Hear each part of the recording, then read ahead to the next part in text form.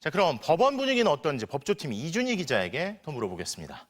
자, 이 기자. 네. 전국 법관대표회의 소집 요청 물론이고요. 조희대 대법원장 사퇴 예고까지 나오잖아요. 대법원 지금 이 상황 어떻게 보고 있습니까? 네, 대법원 관계자는 법원 내부망인 코트넷글에 대해 자유롭게 의견을 개진하는 곳이라며 대법원장이 입장을 낼 분위기는 아닌 것 같다고 했습니다. 다만 대법원장과 대법관들이 비판글을 읽어봤을 것 같다고는 했습니다. 실제 법원 분위기도 추가로 전해드리면 수도권 법원의 한 판사는 코트넷글에 담긴 여론이 아주 소수는 아닌 분위기라고 했고요. 특히 최고법원인 대법원 판결을 지적한 것, 거기에 대법원장을 직접 거론했다는 건 매우 이례적이라는 말도 나왔습니다. 네. 물론 앞서 전해드린 대로 대법원장과 대법관의 결정을 존중해야 한다는 반대 의견 역시 있습니다. 네.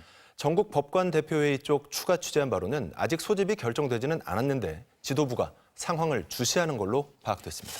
자, 대법원장이 입장을 낼 분위기는 아닌 것 같다. 자, 그런데 대법원의 독선과 과대망상이다. 자신을 과대평가했다. 이런 비판도 나오잖아요. 대법원이 이런 상황을 예상하지 못했을까요? 네, 오늘 서울 고법에서 재판 연기 이후로 재판의 공정성 논란을 없애기 위해서라고 했잖아요. 그렇죠. 거꾸로 말하면 공정성 논란이 불거졌다는 걸 인지하고 있었다는 겁니다. 네. 경고는 대법원 선고 때부터 있었습니다.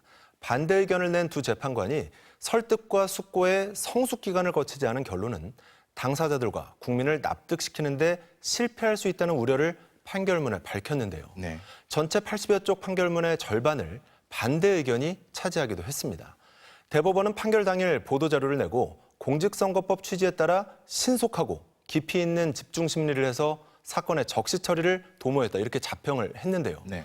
다수 의견 대법관들이 소수의 반대 의견을 간과하다 법원 내부에서부터 거센 비판에 직면하게 된 걸로 보입니다.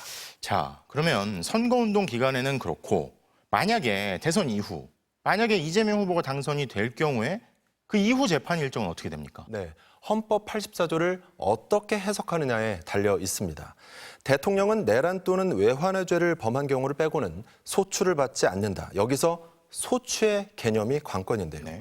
재판 중인 사건도 멈추는 거라고 결론 낸다면 재판이 정지되지만 새로운 기소만 안 되는 거다. 이렇게 판단할 경우 당선 이후에도 재판은 진행될 걸로 보입니다. 앞서 전해드렸듯이 민주당이 대통령 당선 시 진행 중인 형사재판을 정지하는 이런 법 개정을 추진하는 것도 하나의 변수가 될 걸로 보이는데요. 네. 취임 전 혹은 직후에 이 법안이 통과된다면 이 후보는 퇴임 때까지 재판이 중단되기 때문입니다. 네. 이준희 기자 잘 들었습니다.